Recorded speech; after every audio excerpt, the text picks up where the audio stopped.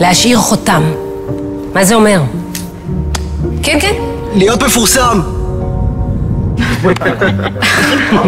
זה מה שיכניס אותך להיכל התהילה? ברצינות. התכוונתי כאילו להשפיע על החיים של מיליונים. להציל חיים של מיליונים. זה להשאיר חותם.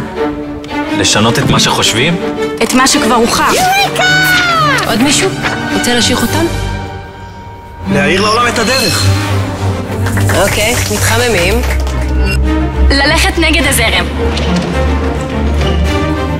להפוך את הבלתי אפשרי לאפשרי. אתה. להגיע הכי רחוק שאפשר? למתוח את הגבולות האנושיים. זה להשאיר חותם.